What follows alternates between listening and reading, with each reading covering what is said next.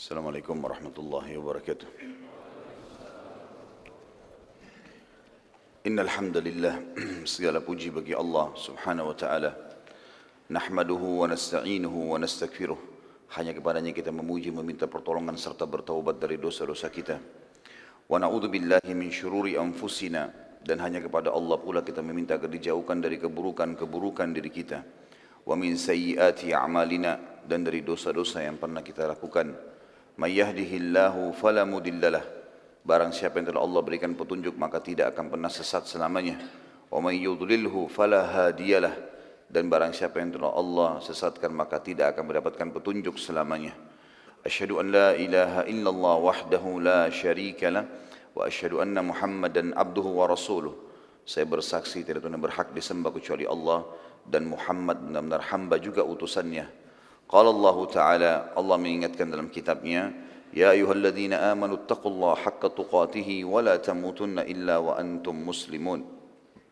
Hai sekalian orang-orang yang beriman, bertakwalah, hanya patuh dan tunduklah kepada satu-satunya pencipta segala sesuatunya, yaitu Allah yang telah menciptakan, memiliki, menyiapkan segala kebutuhan dan memusnahkan semua yang di langit dan di bumi kecuali dengan izinnya. Dan janganlah kalian meninggal dunia kecuali dalam keadaan Islam. Di ayat yang kedua, qala Allah Ta'ala, Ya ayuhan nasu attaqu rabbakumul ladzi khalaqakum min nafsin wahidah wa khalaqa minha zawjaha wa batha minhuma rijalan katsiran wa nisaa'a wattaqullaha alladzi tasaaluna bihi wal arham innallaha kana 'alaikum raqiba. Hai sekalian manusia, sekali lagi bertakwalah, hanya patuh dan tunduklah kepada Allah yang telah menciptakan kalian dari jiwa yang satu, yaitu Adam alaihissalam, dan telah menciptakan dari jiwa yang satu istrinya Hawa alaihissalam, dan telah banyak memberikan keturunan laki-laki dan perempuan dari keduanya. Sekali lagi bertakwalah kepada Allah dan jagalah hubungan silaturahim, sesungguhnya Allah senantiasa mengawasi kalian. Di ayat yang ketiga, qala Allah Ta'ala, Ya ayyuhalladzina amanu taqullaha wa qulu qawlan sadida يصلح لكم أعمالكم ويغفر لكم ذنوبكم ومن يطع الله ورسوله فقد فاز فوزا عظيما. Hai sekalian orang yang beriman, sekali lagi bertakwalah, hanya patuh dan tunduklah kepada Allah dan ucapkan kalimat yang benar. Niscaya Dia akan memperbaiki amalan perbuatan kalian, mengampuni dosa-dosa kalian. Barang siapa yang mentaati Allah dan Rasulnya, maka dia telah mendapatkan kemenangan yang besar. Amma ba'd, fa inna asdaqal hadithi kitabullah. Kita tahu sebaik-baik rujukan umat Islam dalam segala lini kehidupan mereka, terutama dalam masalah ibadah, adalah Al-Quran, Kitabullah. Wa khair hadyu Muhammadin sallallahu alaihi wasallam. Dan sebaik-baik petunjuk setelah Al-Quran adalah petunjuk Nabi besar Muhammad sallallahu alaihi wasallam, yang dikenal dengan As-Sunnah. Wa syarrul umuri muhdatsatuha, dan seburuk-buruk perbuatan terutama dalam masalah ibadah yang tidak punya rujukan dari keduanya, Al-Quran dan Sunnah. Fa inna kulla muhdatsin bid'ah, semua perbuatan ibadah yang dibuat-buat dikenal perbuatan baru dalam agama. Wa bid'atin dhalalah, dan perbuatan buat-buat ini pasti akan membawa pelakunya pada kekeliruan dan kesesatan.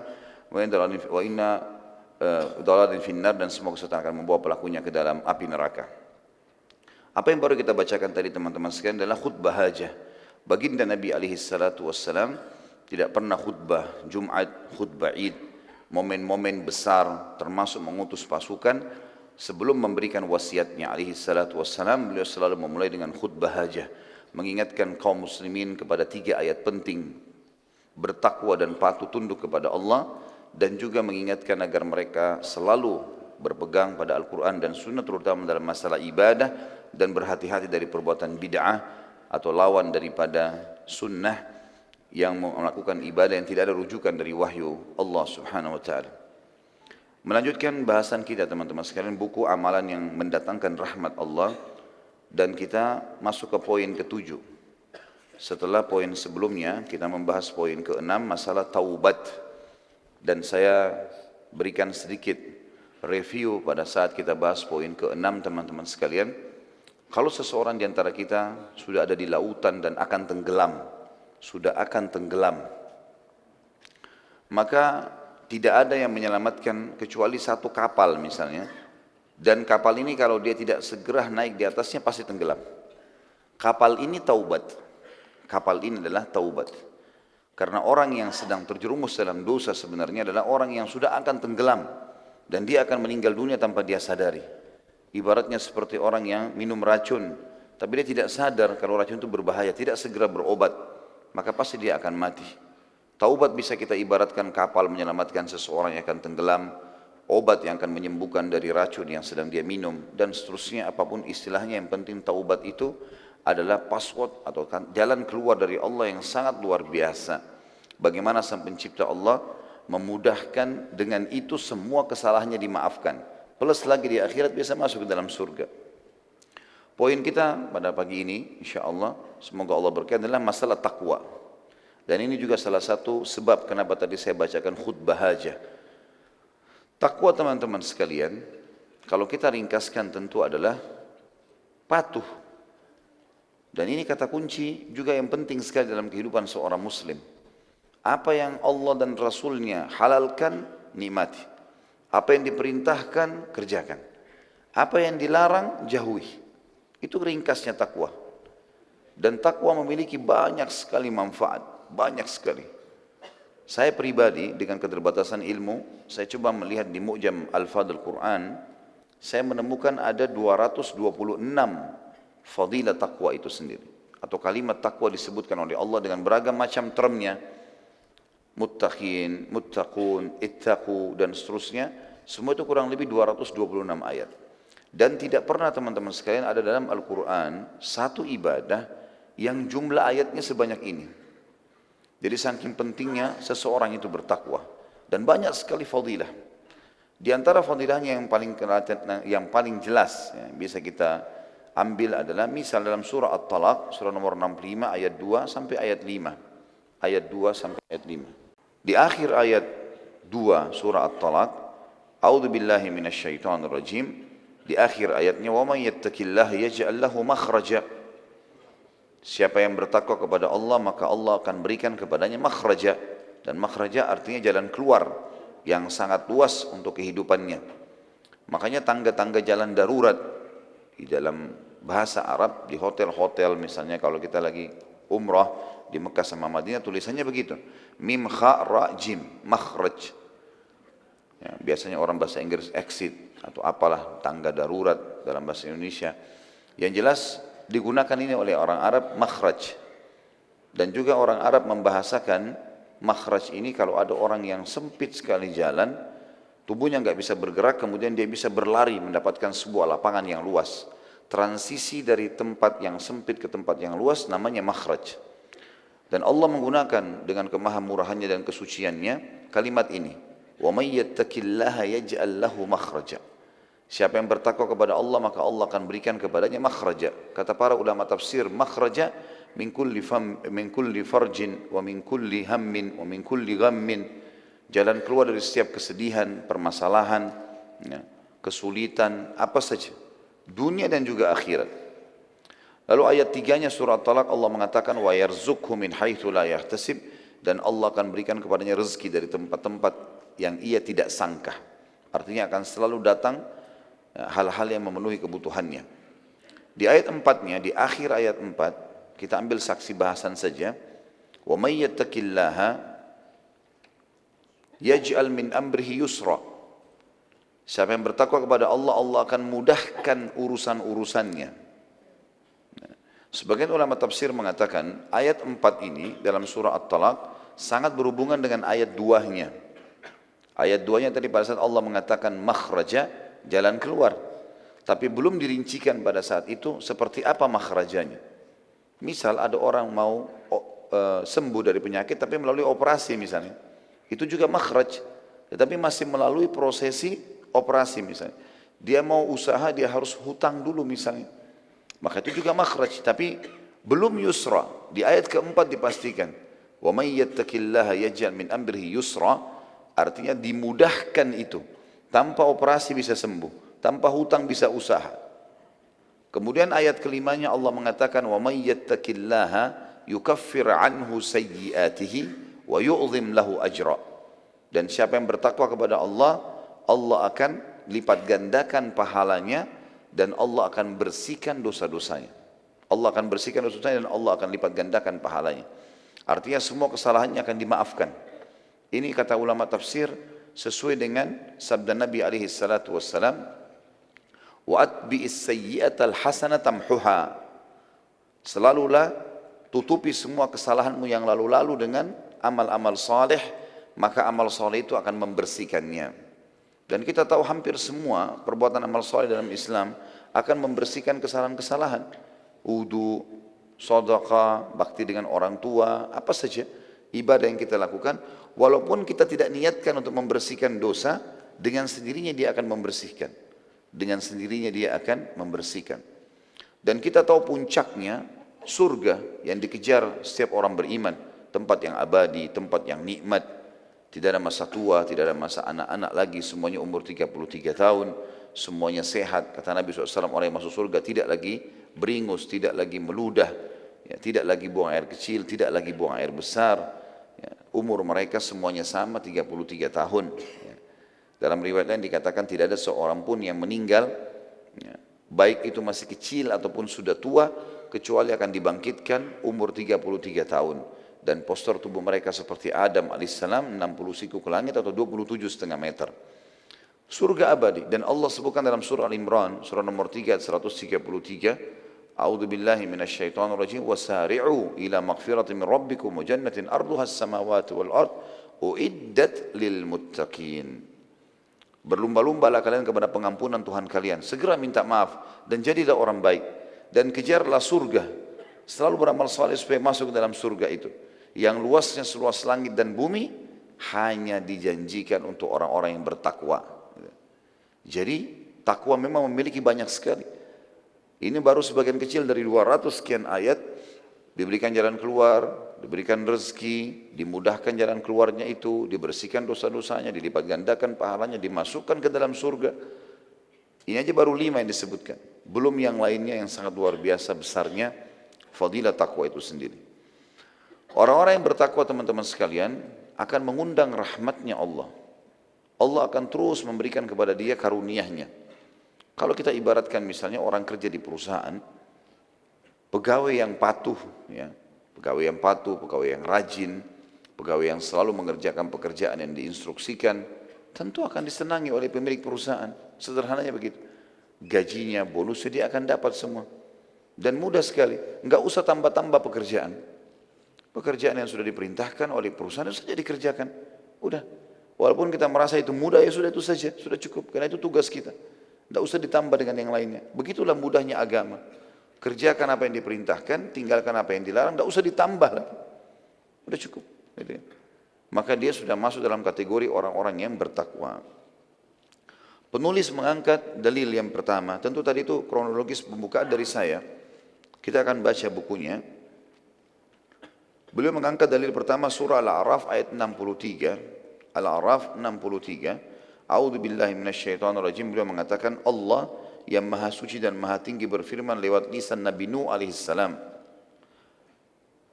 Awa ajibtum an ja'akum dzikrum min rabbikum ala rajulin minkum liyunzirakum walitattaqu wa la'allakum turhamun. Apakah kalian tidak percaya dan heran bahwa datang kepada kalian peringatan dari Tuhan kalian dengan perantara seorang laki-laki dari golongan kalian sendiri, agar dia memberi peringatan si Nabi tadi dan Rasul kepada kalian, dan mudah-mudahan kalian bisa bertakwa dan supaya kalian mendapatkan rahmat.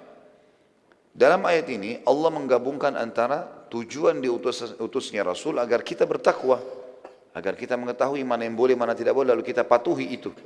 Patuh sepatuh-patuhnya menjadi orang baik sekalian. Dan itu akan mendatangkan rahmat. Nah, sudah pernah kita jelaskan teman-teman sekalian dari awal bahasan kita di buku ini, kalau rahmat adalah karunia. Rahmat adalah karunia. Dan karunia digunakan pun dalam bahasa Indonesia hanya pada pemberian yang sangat tinggi. Ya. Seperti misalnya dikaruniai anak, harta yang melimpah. Gitu. Baru bisa digunakan bahasa karunia. Kalau orang mendapatkan hal-hal yang biasa dia makan, minum seharian, maka dikatakan dia diberi. Kita bisa mengatakan misal saya diberi makan dan minum. Tidak bisa saya katakan saya dikaruniai makan dan minum oleh manusia, tentunya maksudnya di sini dihidangkan. Maka bahasa karunia sangat tinggi. Dan itulah bahasa Arabnya rahmat. Ya. Syekh Sa'di, salah satu ulama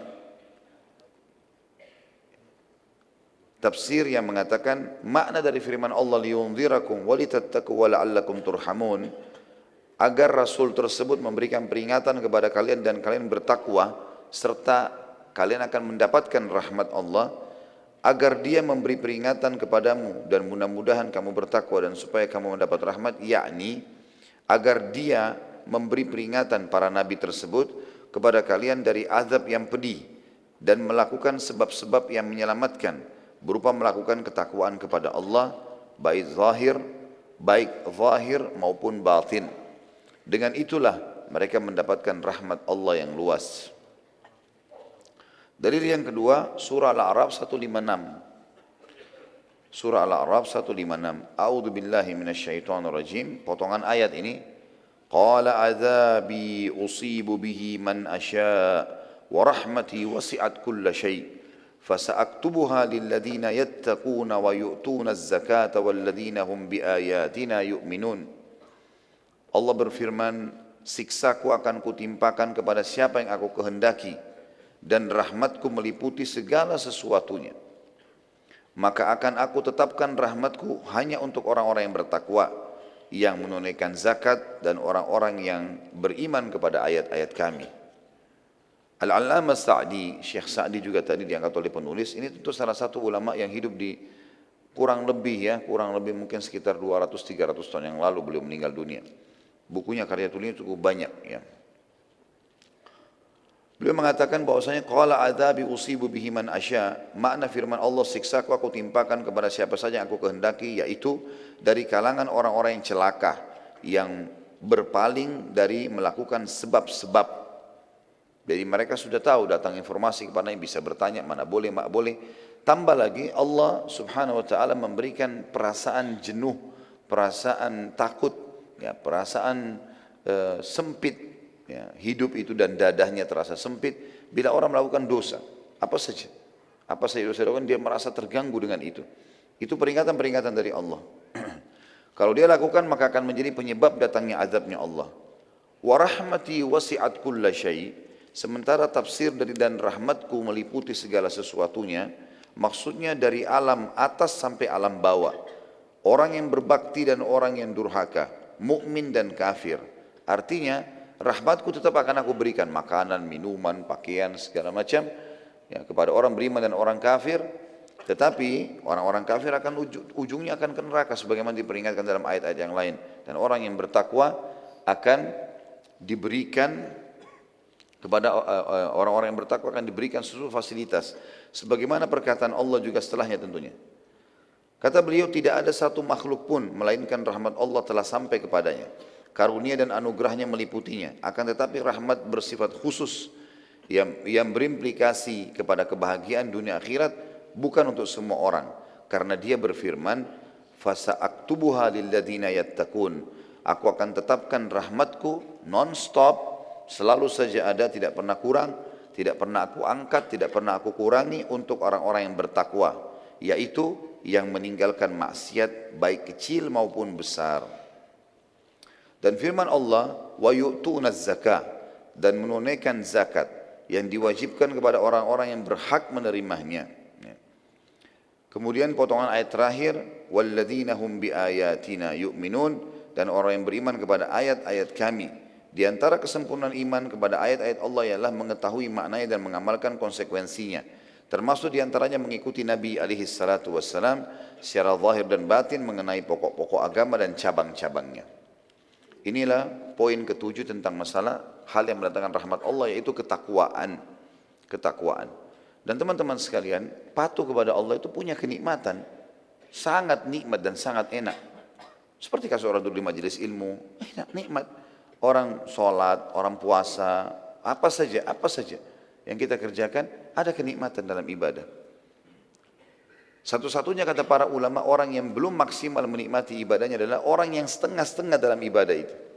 Kalau dia dasarnya ragu, ini sholat diperintahkan enggak ya?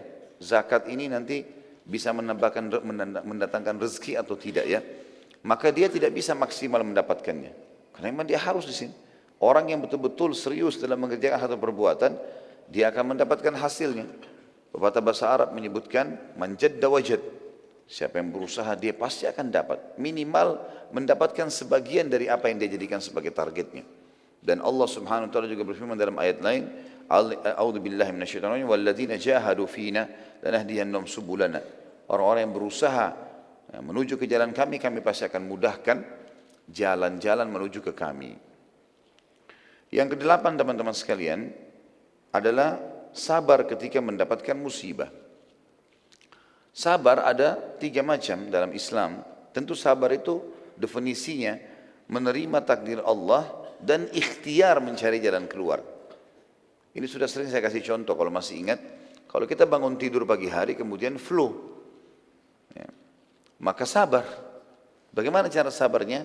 Oh, terima dulu, Allah sudah takdirkan. Kemudian ikhtiar, minum obat, ya, lakukan apa saja bentuk ikhtiar yang dihalalkan dalam agama, maka itu sabar namanya. Begitu pula dengan sabar itu dibagi 3 oleh para ulama. Tadi definisi sabar, menerima takdir Allah dan ikhtiar mencari jalan keluar. Kalau sabar dibagi ke dalam 3 hal atau 3 keadaan dalam kehidupan kita. Yang pertama, sabar dalam ketaatan kepada Allah. Sabar dalam ketaatan kepada Allah. Jadi butuh kesabaran. Duduk di majelis ilmu begini 1 jam, 2 jam, butuh kesabaran. Menuntut ilmu, sampai pada ulama mengatakan orang yang menuntut ilmu tidak dibekali dengan sabar dan waktu luang serta harta, dia tidak akan mendapatkannya. Tidak bisa, kalau kita nggak sabar teman-teman sekalian, nggak bakal dapat ilmu itu. Kalau kita nggak sabar untuk bangun sholat malam, untuk sholat walaupun mengantuk, tidak akan dapat pahalanya. Kalau kita tidak sabar dalam pergi haji, dengan panasnya, dengan jarak jauhnya, dengan harta yang dikeluarkan, tidak akan dapat. Begitu pula dengan jihad, begitu pula dengan seluruh jenis ibadah. Yang kedua, sabar dalam meninggalkan maksiat. Setiap orang di antara kita pasti terlintas peluang untuk berzina, untuk bohong, untuk menipu. Karena di depan mata kita semua peluangnya ada. Setiap saat orang bisa lakukan. Sabar. Pada saat sedang datang cobaannya, datang godaan syaitan, kita sabar. Redam diri. Jangan diiyakan. Sampai dalam pepatah bahasa Arab dikatakan, sungguh kesabaran dalam meninggalkan kemaksiatan adalah sebuah karunia yang sangat besar. Maksudnya dari Allah Subhanahu wa taala. Allah berikan itu. Yang ketiga, sabar dalam cobaan harian. Sabar dalam cobaan harian. Jadi seperti gangguan orang, ya, kehilangan barang, apalah kehilangan orang yang dicintai dan seterusnya, sabar. Dan contoh yang paling baik adalah Yakub alaihissalam. Yakub alaihissalam pada saat Yusuf alaihissalam anak tercintanya, ya, dijahati dan ditipu dayai oleh saudara-saudaranya sendiri sampai 10 orang saudara, gitu kan. Ini semuanya niat atau 9 orang niat untuk berbuat jahat di sini. Mereka bisa berkonspirasi untuk itu. Maka Yakub alaihissalam cuma mengucapkan innama ashku bathi wa huzni ila Allah. Waktu dia tahu berita bahwa ini rekayasa, Jibril sampaikan wahyu ini anak-anakmu buat rekayasa, gitu kan. Maka dia cuma mengatakan innama ashku bathi wa huzni ila Allah. Saya hanya keluhkan kesedihanku dan permasalahanku kepada Allah. Gitu. Tentu teman-teman sekalian, pahala sabar hanya akan didapat kalau sedang terjadi. Dan orang-orang sabar ini luar biasa. Innama yulaqqas sabiruna ajrahum bighairi hisab, kata Allah. Orang-orang sabar itu akan mendapatkan balasan pahala tanpa ada perhitungan. Dan kata Nabi SAW, tidak ada sesuatu yang paling mulia yang dikaruniai oleh Allah kepada seseorang melebihi kesabarannya. Memang sabar di sini. Bedakan teman-teman sabar dengan pengecut. Jauh beda sekali. Kalau misalnya ada seseorang berbuat kezaliman kepada kita, lalu kemudian kita membela diri kita, itu tetap orang sabar ya. Karena sabar adalah menerima takdir Allah lalu kemudian dia ikhtiar maksimal. Itu sabar tadi definisinya. Jadi jangan juga orang mencaci maki kemudian kita diam. Enggak, bukan itu maksudnya. Kita coba luruskan, gitu kan? Nasihati, luruskan kesalahannya. Kalau tetap saja sudah kita tinggalkan. Yang penting kita sudah ikhtiar. Ini perlu digarisbawahi juga. Ya. Jangan sampai orang salah faham gitu. Dia tidak ada ikhtiar sama sekali, dia mengatakan dirinya sabar. Keliru tuh. Ya. Penulis mengangkat dalil surah Al-Baqarah 155 sampai 157. A'udzu billahi minasyaitonir rajim wa lanabluwannakum bisyai'in minal khaufi wal ju'i wa naqsin minal amwali wal anfusi wath thamarat wa basyyiris sabirin alladzina idza asabathum musibatun qalu inna lillahi wa inna ilaihi raji'un ulaika 'alaihim salawatun min rabbihim wa rahmah wa ulaika humul muhtadun. Sungguh pasti kami akan berikan cobaan kepada setiap orang di antara kalian dengan sedikit ketakutan, kelaparan, kekurangan harta, jiwa dan buah-buahan, dan berikanlah berita gembira kepada orang-orang yang sabar. Siapa mereka? Yaitu orang-orang yang apabila ditimpa musibah mereka langsung mengucapkan inna lillahi wa inna ilaihi raji'un. Kami milik Allah, kami akan kembali kepada Allah. Mereka itulah yang mendapatkan keberkatan yang sempurna dan rahmat dari Rabbnya, dan mereka itulah orang-orang yang mendapatkan petunjuk.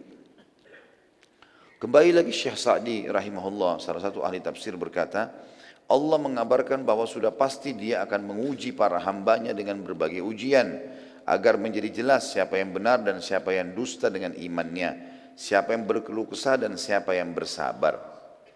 Jadi teman-teman sekalian, jangan berpikir mengkhayal kita tidak akan diuji dalam kehidupan dunia, enggak mungkin. Tidak pernah ada orang sampai mati enggak sakit, enggak mungkin. Tidak pernah orang sampai mati enggak pernah lapar, enggak pernah haus, enggak pernah capek. Cobaan ada datang, pasti saja gitu. Enggak mungkin tidak.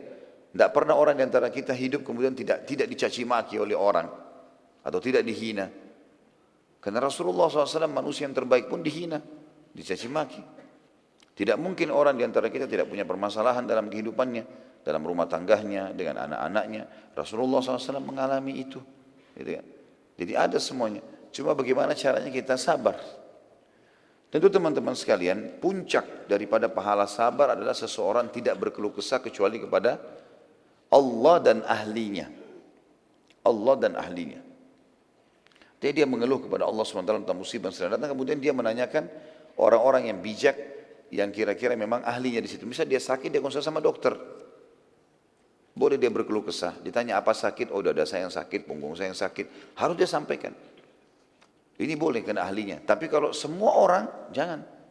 Jadi, semua orang. Ada orang flu satu kampung tahu dia flu. Semua orang tahu.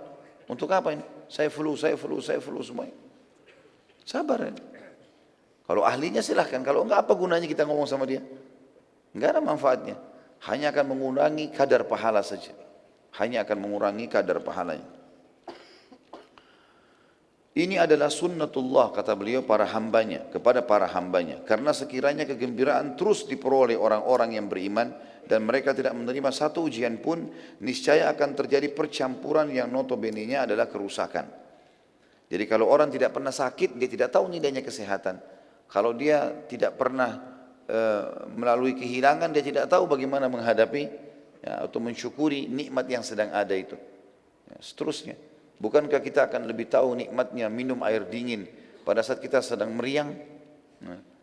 Kita lagi meriang, kita lihat orang di depan kita minum, enak sekali neguk air es. Oh, enak sekali kalau saya lagi sehat kayak dia ya. Di situ kita tahu nilainya. Kalau selama ini kita nggak pernah sama sekali meriang, nggak pernah demam, nggak pernah sakit, kemudian kita minum, nilainya itu beda. Allah SWT datangkan dengan hikmahnya semua itu agar kita tahu, Juga termasuk ya, manfaat daripada ujian itu sendiri adalah seseorang jadi menyadari kalau dunia ini sebentar, karena kan dia lalui. Akan ada kehidupan yang tanpa cobaan, yaitu di akhirat nanti, di surga dengan izin Allah.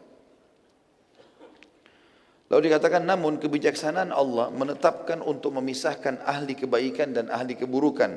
Inilah faedah dari ujian, bukan menghilangkan iman yang menyertai kaum mukmin dan tidak pula menghalangi mereka dari agama mereka. Dan Allah tidak menyanyiakan iman kaum mukminin. Jadi dia mengabarkan dalam ayat ini bahwa dia akan menguji para hambanya. Bisyai'im minal khawf, dengan sedikit ketakutan terhadap musuh ya. Jadi kalau ada musuh-musuh yang ganggu, ada orang-orang yang tidak suka, dihina, ini semua ada sedikit rasa takut. Tapi kalau dia hadapi, dia bisa lalui. Sebagaimana baginda Nabi SAW lalui.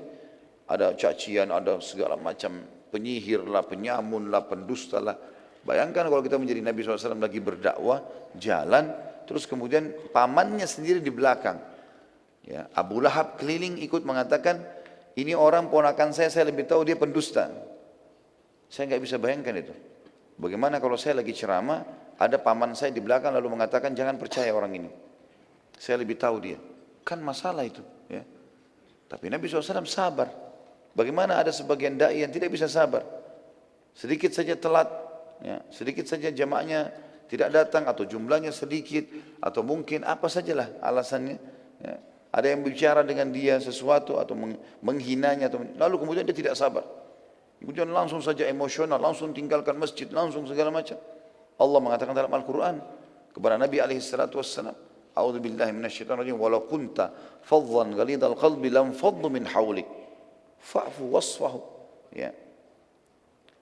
Jadi yang dimaksudkan dengan ayat ini adalah kalau seandainya kau keras hati hai Muhammad, tidak bisa sabar dalam berdakwah, tidak menyampaikan dengan lemah lembut, maka pasti orang akan bubar dari sekitarmu. Enggak mungkin itu. Maka kita harus sabar di sini, sabar melalui banyak cobaan-cobaan dalam kehidupan kita. Yang jelas orang beriman tahu kalau Allah Subhanahu wa taala tidak akan menyia-nyiakan dia. Dikatakan juga wal ju'. Tadi kan dikatakan bisyai' minal khauf, sedikit rasa takut dari musuh-musuh atau orang yang tidak suka. Wal ju' dan rasa lapar, yakni sedikit kelaparan. Artinya tiap hari kita akan lalu rasakan ada lapar itu. Akan ada rasa lapar. Tapi lapar itu tujuannya untuk mengetahui nilai dari makanan. Nah, kalau orang kenyang terus, dia nggak tahu nilainya makanan. Orang lapar itu luar biasa tahu nilainya makanan. Kalau kita lapar nasi sama sambal saja sama tempe enak. Tapi kalau kita sudah kenyang, udah makan 2 piring, dihidangkan lagi ayam goreng, kambing bakar, udah nggak mau makan. Jadi lapar itu sebuah nikmat sebenarnya. Makanya kalau lagi lapar kita mengatakan alhamdulillah lapar, bukan aduh lapar. Karena dengan lapar kita tahu nilainya makanan. Kalau capek ngantuk, alhamdulillah saya capek. Bukan aduh capek. Haus juga begitu. Alhamdulillah saya haus. Karena dengan capek kita tahu nilainya istirahat. Kita kalau dari pagi bekerja sampai malam, capek. Tidur 2-3 jam malam hari. Enak sekali, luar biasa. Supir yang lagi bawa mobil keluar kota, ngantuk. Begitu dia tidur 1-2 jam, segar, enak. Tahu nilainya. Tapi kalau orang dari pagi tidur terus sampai malam, malam disuruh tidur lagi, kira-kira masih mau tidur? Jadi kan kita jadi tahu nilainya sesuatu kan gitu. Jadi tahu nilainya sesuatu gitu. Kemudian dikatakan juga oleh beliau di sini, walju dengan sedikit rasa lapar karena sekiranya Allah menguji mereka dengan segala ketakutan atau kelaparan, niscaya mereka binasa. Ujian itu mengurangi, bukan membinasakan. Jadi yang dimaksud dengan Allah mengatakan sedikit dari rasa takut, rasa lapar, Allah tidak akan mungkin membuat kita lapar terus. Jadi Allah tidak akan mungkin menguji orang akan lapar terus atau haus terus, tidak. Ada saja dia tinggal makan, hilang laparnya. Dia minum tinggal hilang hausnya. Tapi datang cobaan-cobaan tersebut dan itu juga untuk manusia mengetahui kelemahan mereka. Dan lanjutan ayat wa naqsim minal amwal dan kekurangan harta ini mencakup semua kekurangan yang menimpa harta berupa bencana-bencana alam, tenggelam, hilang, harta diambil orang-orang zalim atau yaitu para raja-raja zalim atau perampok-perampok lainnya. Jadi tidak mungkin seseorang di antara kita melalui hidupnya teman-teman tidak pernah hartanya diambil orang. Ada saja orang utang nggak bayar, ya, atau jatuh barangnya diambil orang, atau dicuri, itu dilalui memang.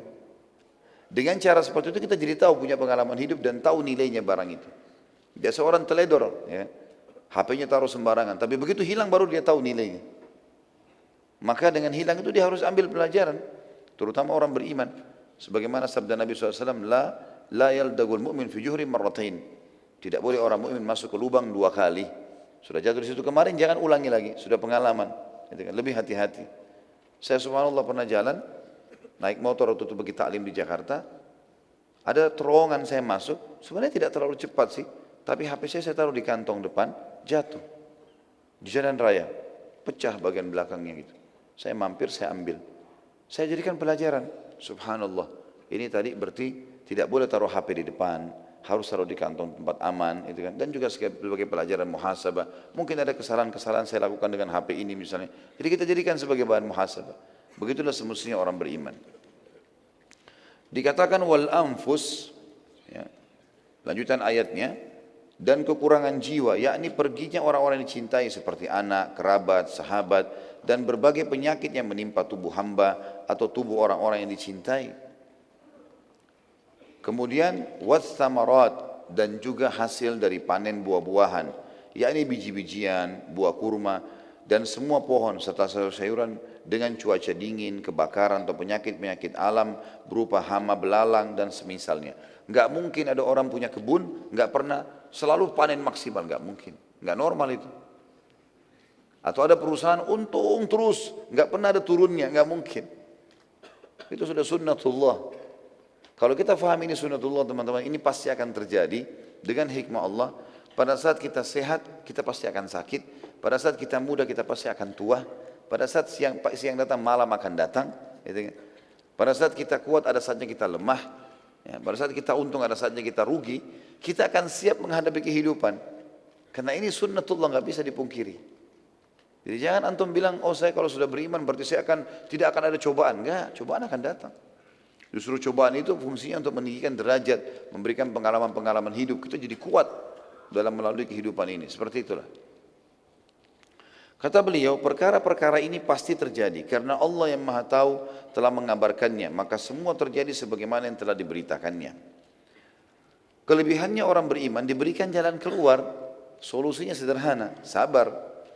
Ketika musibah tersebut terjadi, maka manusia terbagi menjadi dua golongan. Ada yang berkeluh kesah dan ada yang bersabar. Orang yang berkeluh kesah mendapat dua musibah, kehilangan yang dicintai, yaitu adanya musibah ini, dan kehilangan sesuatu yang lebih besar darinya, yaitu pahala karena melaksanakan perintah Allah agar bersabar. Jadi kalau ada orang kena sakit misalnya, orang yang berkeluh kesah, dia rugi dari dua sisi. Misal dia bangun tidur sakit, sudah tetap kena. Berkeluh kesah, menyampaikan sana sini sakitnya, tidak akan ada manfaat buat dia. Ingat, kecuali kepada Allah dan ahlinya, itu lain. Itu beda. Ada orang misalnya punya masalah rumah tangga, yang dia ajak bicara adiknya yang belum mengerti masalah rumah tangga. Bukan ahlinya itu. Atau dia tidak ngerti apa-apa, dia ada masalah, dia tanya sama anak SD yang belum tahu pengalaman, belum ada pengalaman hidup. Enggak mungkin. Tanya kepada orang yang bijaksana. Gitu kan? Sampai kata Nabi SAW dalam hadis, kabir. Maksudnya dahulukan orang yang dewasa dan pengalaman, tanya mereka. Teman-teman mau buka usaha apa, lihat orang yang sudah lama di bidang itu, tanya, konsultasi sama mereka. Apa suka dukanya, apa yang harus kita lakukan, supaya kita belajar. Sebelum berumah tangga, tanya orang yang sudah berumah tangga itu, apa pengalaman-pengalamannya. Jangan cuma mengkhayal. Ini bujang-bujang lapo ini. Oh menikah itu enak, nanti punya istri, bisa begini, bisa. Iya, sisi lain. Yang kita nikahi manusia, bukan boneka ini. Dia punya mata, dia punya telinga, dia punya perasaan, dia bisa buat masalah. Kalau antum tidak mau punya masalah, nikah sama boneka kan? Bisa dicubit, bisa ditendang, bisa segala macam. Enggak mungkin. Manusia punya perasaan, punya mata, punya segala macam. Jadi harus kita faham poin ini dan tanya kepada orang-orang yang sudah pengalaman, ahlinya lah. Tapi jangan sembarangan ini. Kalau sembarangan orang yang kita ajak ngomong maka akan salah. Pasti kalau kita konsultasi dengan orang yang salah akan salah jalannya. Kata beliau di sini, orang-orang yang manusia ketika musibah terjadi, kata beliau, manusia terbagi menjadi dua golongan. Ada yang berkeluh kesah, ada yang sabar. Orang yang berkeluh kesah mendapatkan dua musibah lagi tambahan. Kehilangan yang dicintai, apa yang dia mau, dan juga kehilangan pahala yang besar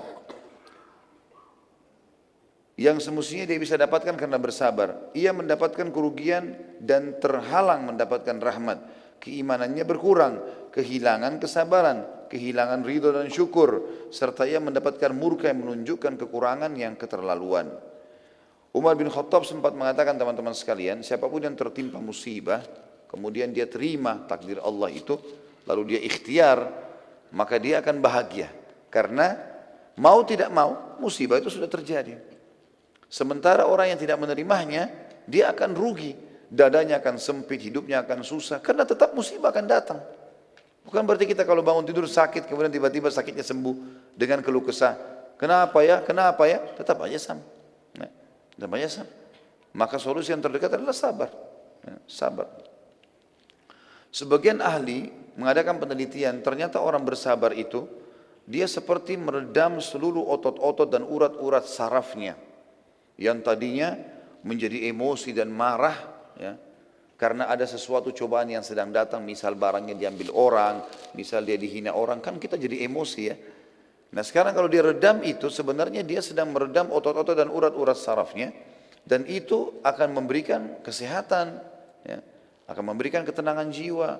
Dibandingkan dia ikutin emosi itu, maka akan makin gelisah, susah tidur, susah makan, susah semua. Renungi baik-baik supaya kita jangan keluar dari sabar itu. Adapun orang yang diberikan taufik untuk bersabar ketika mendapatkan musibah-musibah ini, lalu menahan dirinya dari sikap marah, baik ucapan maupun perbuatan, mengharap pahala yang di sisi Allah, dan ia tahu bahwa pahala yang didapatkannya dengan kesabaran itu lebih besar daripada musibah yang diperolehnya. Bahkan musibah itu suatu kenikmatan baginya, karena musibah menjadi jalan untuk meraih apa yang lebih baik dan lebih bermanfaat baginya daripadanya, dari masalah yang sedang dihadapi. Dan berarti ia telah melaksanakan perintah Allah dan meraih pahala. Oleh karena itu Allah Subhanahu wa taala berfirman, "Wabashshiris sabirin," dan sampaikanlah kabar gembira kepada orang-orang yang sabar. Karena sabar jelas harus menghadapi masalah, tapi Allah bilang berita gembira buat mereka. Yakni beritakanlah kabar gembira kepada mereka bahwa mereka akan disempurnakan pahala mereka dengan tanpa batas. Orang-orang yang bersabarlah yang mendapatkan berita gembira yang besar dan anugerah yang besar. Kemudian Allah menyifati mereka juga dalam firman-Nya, "Alladzina idza asabathum musibah," yaitu orang-orang yang apabila ditimpa bagi mereka musibah, yakni segala sesuatu yang menyakitkan hati atau badan atau keduanya, sebagaimana telah disebutkan sebelumnya. Jadi ada saatnya memang. Jangan teman-teman begitu ada musibah, kenapa ya? Ya, maksudnya kenapa ini bukan berkeluh kesah kayak tidak menerima takdir Allah. Tidak, kita terima. Tapi kalau kita bertanya, kenapa bisa terjadi misalnya, tujuannya untuk mencari jalan keluar itu enggak ada masalah. Tapi kalau untuk berkeluh kesah ini yang dilarang, karena pahalanya hilang. Qalu inna lillah, mereka mengucapkan kami milik Allah, yakni hamba-hamba kepunyaan Allah yang diatur menurut perintahnya. Kita tidak memiliki sedikit pun dari jiwa dan harta kita. Jika Allah menguji kita dengan sesuatu darinya, berarti Allah yang paling penyayang di antara para penyayang telah mempergunakan milik dan hartanya. Tidak bisa ada yang menghalanginya. Bahkan merupakan kesempurnaan penghambaan hamba ialah ia tahu bahwa terjadinya bencana itu datangnya dari Allah, Raja yang maha bijaksana, yang lebih penyayang kepada hamba-hambanya daripada dirinya sendiri. Sedikit makna potongan di sini. Kadang-kadang subhanallah teman-teman sekalian, ada dosa yang kita lakukan, kita nggak tahu bobotnya dosa itu, dan tidak cukup dengan istighfar. Mungkin istighfar kita tidak cukup, maka Allah datangkan cobaan. Ada sebuah hadis menjelaskan, masih itu hadis sahih riwayat Imam Ahmad. Kata Nabi SAW, ada dosa-dosa yang tidak bisa dimaafkan dengan istighfar, tidak cukup. Maka Allah ujikan padanya penyakit. Di sini kata ulama hadis bisa saja penyakit, bisa saja gangguan orang, bisa saja apa saja. Jadi ternyata Allah tidak mau kita nanti di akhirat disiksa berat dengan dosa itu, maka Allah cobakan dengan cobaan. Sisi yang lain, bisa saja sesuatu yang hilang dari dia, memang lebih baik hilang dari dia. Memang Allah mau itu hilang dari dia. Asal kita teman-teman sekalian berada di rel jalannya Allah, nggak usah khawatir. Walaupun kita merasa saya suka, saya begini, nggak usah peduli dengan itu, tidak ada masalah. Mungkin tidak jadi menikah sama si fulan, mungkin tidak jadi usaha ini, mungkin tidak jadi masuk sekolah di sana, kuliah di sana, mungkin. Selalu sangka baik dengan Allah. Allah lebih tahu. Asal kita berada di jalan yang benar. Kata Nabi SAW, Allah berfirman dalam hadis Qudsi, "Ana inda dhanni abdi bi." Saya sesuai dengan prasangkaan hamba-hambaku. Kata beliau, oleh karena itu ia berkewajiban untuk ridho kepada Allah dan bersyukur kepadanya atas bimbingannya kepada apa yang lebih baik bagi hambanya, meskipun ia tidak mengetahuinya. Di samping kita adalah hamba-hamba miliknya Allah, kita juga akan kembali kepadanya pada hari yang dijanjikan. Lalu setiap orang yang beramal diberi balasan karena amalnya. Jika kita bersabar dan mengharapkan pahala, maka kita mendapatkan pahala kita dengan sempurna di sisinya. Sebaliknya, jika kita berkeluh kesah dan tidak suka, maka kita tidak mendapatkan bagian selain kemurkaan dan luput mendapatkan pahala. Menyadari bahwa hamba adalah milik Allah dan akan kembali kepadanya merupakan faktor kesabaran yang terbesar. Ulaika, tafsirnya, Mereka itulah, yakni orang-orang yang disifati dengan kesabaran tersebut. Alaihim salawatu min rabbihim, yakni akan mendapatkan keberkatan dari yang sempurna dari atau salawat dari Rabbnya, yaitu pujian dan sanjungan. Warahmah, dan rahmat atau karunia yang besar. Di antara rahmatnya Allah kepada mereka ialah Dia memberi taufik kepada mereka untuk bersabar, yang dengannya mereka akan memperoleh pahala yang sempurna. Wa ulaika humul muhtadun, dan mereka adalah orang-orang yang mendapatkan petunjuk, yakni orang-orang yang mengetahui kebenaran. Dalam hal ini mereka mengetahui bahwa mereka adalah milik Allah dan mereka akan kembali kepadanya, serta mereka mengamalkan tuntunannya. Yang dimaksudkan ialah mereka bersabar karena Allah. Ayat ini menunjukkan bahwa siapa yang tidak sabar, maka ia mendapatkan kebalikan dari apa yang didapatkan dari orang-orang yang bersabar. Akibatnya ia akan mendapatkan celaan dari Allah, hukuman, kesesatan, dan kerugian. Betapa besarnya perbedaan di antara dua golongan itu. Betapa kecilnya kepenatan orang-orang yang bersabar, dan betapa besarnya kepenatan orang-orang yang berkeluh kesah. Artinya orang yang sedang ditimpa musibah, orang yang sabar punya penat, tapi tidak sebesar orang yang kalau berkeluh kesah. Karena dia sudah menghadapi masalah, berkeluh kesah lagi, dia jauh lagi dari rahmatnya Allah, jadi banyak sekali kerugiannya. Kedua ayat ini berisikan pemantapan hati dalam menghadapi musibah sebelum terjadi, agar musibah terasa ringan dan mudah ketika musibah terjadi. Menjelaskan apa yang harus dilakukan ketika musibah terjadi, yaitu sabar. Menjelaskan apa yang dapat membantu untuk bersabar, pahala yang diperoleh orang yang bersabar, dan mengetahui keadaan orang-orang yang tidak bersabar dengan kebalikan dari keadaan orang-orang yang sabar. Bencana dan ujian ini adalah sunnatullah yang telah berlalu kepada orang-orang sebelum kita, maka itu pun akan datang kepada kita. Dan anda tidak mendapati perubahan pada sunnatullah, juga menjelaskan macam-macam musibah. Umar bin Khattab pernah berkata, alangkah bagusnya dua balasan itu, dan betapa baiknya tambahan itu. Maksudnya adalah, ulaika alaihim salawatu min rabbihim wa rahmah. Mereka adalah orang yang mendapatkan keberkatan sempurna dan rahmat dari Tuhan mereka. Wa ulaika humul muhtadun, dan mereka adalah orang yang mendapatkan petunjuk. Dan ini adalah tambahan, yaitu sesuatu yang diletakkan di antara dua karung tambahan dalam timbangan. Maksudnya kalaupun ini sudah dapat rahmat, dia sabar, itu sudah solusi terbaik. Tambah lagi dapat salawat dari Allah, Allah akan tambahkan kepada dia pemberian-pemberian dan dikasihkan karunia, dan mereka dijanjikan mendapatkan petunjuk. Beberapa hadis menyebutkan sebagian musibah sebagai rahmat. Contoh misal, kehilangan anak. Banyak orang mengalami ini. Tentu variasi, ada orang melalui, ada musibah yang semua merata kita kena, seperti lapar, haus, dan seterusnya. Ada yang tidak semua orang kena. Ada orang Masya Allah punya anak 10 gak meninggal sama sekali. Tapi ada orang yang musibah kena dananya, mati anaknya. Ada orang subhanallah 4 kali hamil, 4 kali keguguran. Kuasa Allah. Ada orang buka usaha langsung dapat taufik. Ada orang mungkin buka usaha berapa kali baru dia berhasil. Gagal dulu terus. Contoh musibah atau cobaan yang datang teman-teman sekalian, yang sifatnya mungkin tidak umum tapi banyak orang yang mengalaminya. Seperti kehilangan anak. Imam Bukhari membuat bab judul khusus, bab fadl man mata lahu waladun fahtasaba. Bab keutamaan orang yang mati anaknya lalu ia mengharapkan pahala. Maksudnya dia sabar. Firman Allah, wa basyiril sabirin, dan beritakanlah berita gembira kepada orang-orang yang sabar. Kemudian beliau menyebutkan beberapa hadis, maksudnya Imam Bukhari. Yang pertama adalah Abu Hurairah radhiyallahu anhu meriwayatkan dari Nabi SAW, beliau bersabda, la yamutu li muslimin thalathatun minal walad fayalijan nar illa tahillatal qasam. Tidaklah seorang muslim mengalami kematian 3 anak lalu ia masuk neraka, kecuali hanya sekedar berlalu saja. Ya, maksudnya ini musibah, lahir anak 3 sampai mati sebelum balik. Di sini dalam hadis dipastikan, kalaupun dia punya dosa-dosa, tentu di sini selain dosa syirik dan kufur ya, maka Allah dengan kemahamurahannya hanya membuat dia lewat saja di neraka, kemudian dia akan masuk dalam surga. Gitu kan? Muhammad bin Ismail Bukhari juga mencantumkan hadis-hadis menjelaskan firman Allah dalam surah Maryam ayat 71. Wa in minkum illa wariduha, dan tidak ada seorang pun dari kalian melainkan akan mendatangi neraka itu.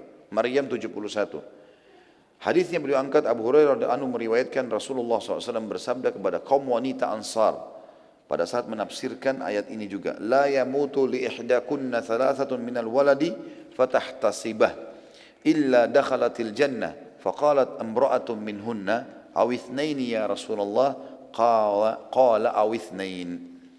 Tidaklah kata Nabi SAW ceramah di depan para wanita-wanita muslimah pada saat itu di Madinah dari kaum Ansar, tidaklah salah seorang dari kalian mengalami kematian 3 anak lalu mengharapkan pahala sabar melainkan pasti masuk surga. Seorang wanita yang hadir sempat bertanya, bagaimana dengan kehilangan 2 anak wahai utusan Allah? Kata Nabi SAW, ya, kehilangan 2 anak juga termasuk. Perawi hadis Abu Hurairah mengatakan, saya yakin kalau ada wanita juga bertanya, bagaimana dengan 1 ya Rasulullah? Maka Rasulullah SAW pun akan mengatakan 1 juga. Hadis selanjutnya diangkat oleh beliau adalah dari Anas radhiyallahu anhu yang mengatakan Nabi SAW bersabda, "Ma minan nasi min muslimin yutawaffa lahu thalathatun lam yablughul hinth illa adkhalahu Allahul jannah bifadli rahmatihi iyahum." Tidaklah seorang muslim mengalami kematian 3 anak yang belum mencapai balik, melainkan Allah memasukkannya ke dalam surga dengan karunia atau rahmat kepada mereka. Imam Bukhari pada saat menamakan babnya, bab fadl man mata lahu waladun fahtasaba, bab keutamaan orang yang mengalami kematian anak lalu ia mengharapkan pahala. Az-Zain bin Al-Munir mengatakan, musannif atau pengarang atau Imam Bukhari maksudnya mengungkapkan dengan kata fadl, keutamaan, untuk menghimpun di antara 3 hadis yang berselisih yang telah dikemukakannya. Karena pada hadis yang pertama disebutkan masuk surga, pada hadis yang kedua disebutkan dihalangi dari neraka, dan pada hadis yang ketiga disebutkan pembatasan masuk dengan sekedar berlalu saja di neraka. Maka masing-masing darinya terdapat ketetapan keutamaan bagi siapa saja yang mengalami hal itu. Dan segi komprominya bisa dikatakan, masuk surga itu tidak mengharuskan terhalang dari api neraka, disebabkan hajib atau terhalang dari neraka itu sendiri. Terdapat faedah lain, yaitu hal ini mengharuskan juga masuk surga sedari awal. Adapun yang ketiga, maka yang dimaksud dengan al-wurud ya, atau masuk hanya melintas neraka saja, bagaimana pembahasannya akan disebutkan saat ya, pembicaraan perkataan illa tahillata qasam, kecuali sekedar berlalu. Orang yang melintas di atasnya ada beberapa macam, di antara mereka ada yang tidak mendengar desisan neraka. Mereka ada juga orang-orang yang telah ada untuk mereka tetapkan yang baik dari Allah bagi mereka, sebagaimana disebutkan dalam Al-Quran. Jadi tidak ada kontradiksi ya, antara masuk surga dan terhalang dari neraka.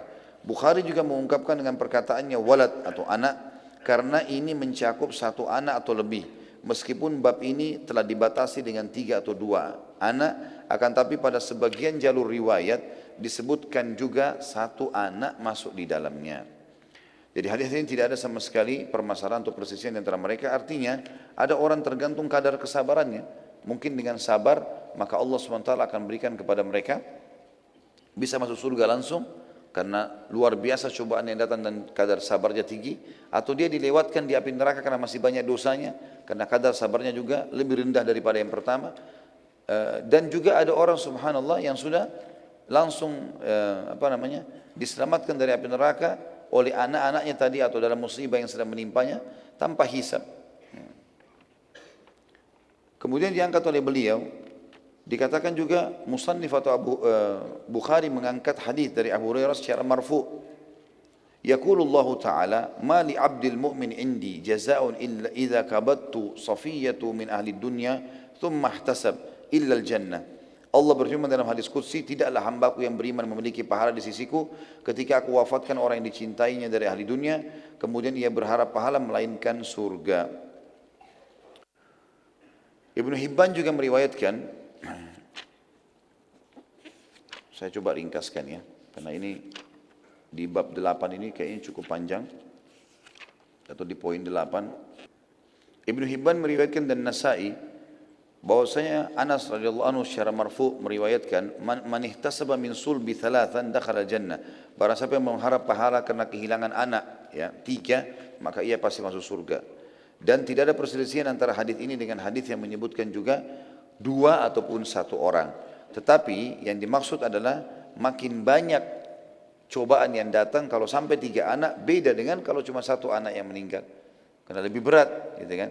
Apalagi kata para ulama lebih besar lagi pahalanya kalau seandainya 3 anak itu beruntutan meninggal semuanya. Gitu kan. Maka semua ini masuk dalam kadar pahala dan balasan yang akan datang kepadanya. Di antara hal yang diangkat oleh penulis adalah datangnya penyakit-penyakit. Tadi kehilangan anak. Datang penyakit apapun, dan penyakit yang disebutkan dalam hadis yang cukup berat adalah penyakit taun atau penyakit kolera. Abu Imam Bukhari meriwayatkan hadis, "Sa'altu Rasulullah SAW an taun fa akhbarani annahu adzabun yab'athuhu Allah ala man yasha wa anna Allah ja'alahu rahmatan lil mu'minin laisa min ahadin yaqa'u taun fayamkuthu fi baladihi sabiran muhtasiba ya'lamu annahu la yusibu illa ma kataba Allah lah illa kana lahu mithlu ajri syahid." Aku bertanya kepada Rasulullah SAW tentang penyakit taun atau kolera. Maka beliau mengabarkan kepada aku bahwasanya itu adalah azab yang Allah kirimkan kepada siapa saja yang dia kehendaki. Dan Allah menjadikannya sebagai rahmat bagi orang-orang beriman. Tidak seorang pun yang terjangkit penyakit taun dari orang beriman. Lalu ia tetap di negerinya dan bersabar. Ya, lagi berharap pahala karena ia tahu bahwa ia tidak ditimpa kolera tersebut kecuali karena Allah telah menetapkannya untuknya. Melainkan pada saat dia meninggal dia akan mendapatkan pahala syahid. Juga dalam hadis yang lain dikatakan fattaun dari riwayat Imam Ahmad, fattaunu syahadatun lil mu'minin wa rahmatun lahum wa rijsun 'alal kafir. Kematian penyakit taun adalah syahadah, mati syahid bagi orang beriman dan rahmat bagi mereka, tapi bagi orang kafir adalah siksaan. Baik. Kita tutup teman-teman sekalian dengan beberapa riwayat yang diangkat oleh beliau berhubungan dengan masalah taun ini. Ada juga banyak orang yang meninggal dengan syahid dan dia sabar. Seperti misalnya hadis yang menjelaskan siapapun yang mati terjungkal dari tunggangannya, tenggelam, kebakaran, bahkan wanita yang melahirkan, kecuali mereka akan mendapatkan mati syahid. Dan ini semua adalah pahala syahadah, dan ini semua menandakan mereka akan masuk ke dalam tingkat tertinggi surga dengan hanya bersabar dalam menghadapi semua itu. Dan juga disebutkan di dalam hadis bahwasanya orang mati syahid itu tidak selamanya harus di medan perang. Sebagaimana riwayat disebutkan Ibnu Mas'ud radhiyallahu anhu bahwasanya Rasulullah SAW bersabda, "Inna aktsara syuhada'i ummati ashabul furush wa rubba qatilin baina as-saffaini Allahi a'lamu bi niyyati." Mayoritas syuhada umatku adalah orang-orang yang mati di atas ranjangnya. Mayoritas umatku, syuhada umatku adalah orang-orang yang mati di atas ranjangnya. Betapa banyak orang yang terbunuh di antara dua barisan, tapi hanya Allah saja yang mengetahui niat yang sebenarnya. Jadi banyak orang yang masuk medan perang, kelihatannya perkasa tapi sebenarnya bukan syahid. Tapi banyak orang yang mati di atas ranjang, justru Allah Subhanahu wa taala berikan dia pahala syahada. Gitu kan. Kemudian yang terakhir teman-teman sekalian, dalil yang diangkat dalam poin 8 ini adalah hadis juga sahih. Secara mafru' Utbah bin Abdi As-Sulami radhiyallahu anhu meriwayatkan, ya'ti syuhada'u wal mutawaffawna bit-ta'uni fayaqulu ashabut ta'un nahnu syuhada fayuqal unzuru fa in kana jirahuhum ka jirahi syuhada tasilu daman wa rihuha karihil misk wa hum syuhada fayajidunahum kadzalik. Nanti syuhada dan orang-orang yang mati karena ta'un akan datang, ya. Dan orang-orang yang penyakit taun berkumpul dengan para syuhada. Lalu mereka mengatakan, kami juga mati syahid di hari kiamat. Maka dikatakan kepada para malaikat oleh Allah, lihatlah, jika luka mereka seperti luka para syuhada yang mengalirkan darah dan aroma mereka seperti aroma kasturi, maka mereka syuhada. Dan ternyata pada saat dilihat, Allah pun membuat dari tubuh mereka keluar darah dan juga mengeluarkan bau kasturi, yang menandakan memang mereka akan mendapatkan mati syahid atau pahala syahada itu. Dan tentu kalau bicara masalah cobaan banyak sekali, tapi penulis coba mengangkat sesuatu yang paling berat, kehilangan anak tadi dengan penyakit yang kolera. Kita tahu penyakit ini berat sekali ya, karena sebagian tubuh akan bisa tercabut, kulitnya rusak, menular, orang akan merasa itu busuk dan seterusnya. Tapi ini kalaupun datang kepada seseorang adalah sebuah rahmat bagi orang beriman. Allahu a'lam. Mungkin begitu saja. Baik, kita berdoa kepada Allah sementara semoga majelis kita diberkahi olehnya dan dijadikan sebagai tambahan amal kita pada hari kiamat, dan semoga seluruh amal yang pernah kita kerjakan sekecil sampai sebesar apapun sampai menjelang ajal datang diterima dengan kemahamurahan Sang Pencipta, dan semoga semua dosa yang pernah kita kerjakan tidak terkecuali dari yang kecil sampai yang besar semuanya diganti dengan kemahamurahan Allah menjadi pahala. Kita selalu mendoakan agar semua yang sakit disembuhkan penyakitnya, semua yang terlilit utang dilunasi utangnya, yang belum mendapat pekerjaan dimudahkan pekerjaannya, yang belum menikah dimudahkan mendapatkan pasangan yang baik, yang belum memiliki keturunan diberikan keturunan yang baik, yang soleh dan solehah. Dan juga tentunya kita berharap semua yang masih hidup diberikan atau dimudahkan untuk diampuni segala dosanya. Dan juga yang sudah meninggal juga sama, dimaafkan dan diampuni semua dosa-dosa. Kedua orang tua kita, seluruh muslimin dan muslimat yang hidup dan juga yang sudah meninggal. Dan kita selalu mendoakan negeri kita agar selalu aman, tentram, damai. Seluruh muslimin berdaun di bawah ukhuwah Islamiyah dan diangkat perselisihan di antara mereka. Dan semoga seluruh ibadah kaum muslimin di Indonesia secara khusus dan umumnya wilayah-wilayah muslimin kembali kepada wahyu Al-Quran dan Sunnah. Dan semoga seluruh wilayah Indonesia juga dikerunai pemimpin-pemimpin muslim yang adil, yang baik, yang kembali kepada Al-Quran dan Sunnah dalam berhukum dan juga dalam ibadah mereka. Dan semoga Indonesia menjadi contoh bagi negara-negara lain. Sebagai penutup, tidak pernah kita lupa saudara kita di Palestina, di Syria, di Yaman, di Irak, di Myanmar, di Ahsa, dimanapun bagaimana sedang tertindas. Semoga Allah ikhlaskan niat mereka, terima para syuhada mereka, mulakan Islam di tangan mereka dan tangan kita semua, dan semoga Allah partisipasikan kita bersama mereka di pahala baik dengan doa, dengan harta juga dengan jiwa kita. Dan semoga Allah dengan kemahamurahnya menyatukan kita semua di surga firdausnya tanpa hisab, sebagaimana satu kita di majlis ilmu yang mulia ini. Kalau ada benar dari Allah, kalau salah dari saya mohon dimaafkan. Subhanakallahumma bihamdika, asyhadu an la ilaha illa anta astaghfiruka wa atubu ilaik. Wassalamualaikum warahmatullahi wabarakatuh.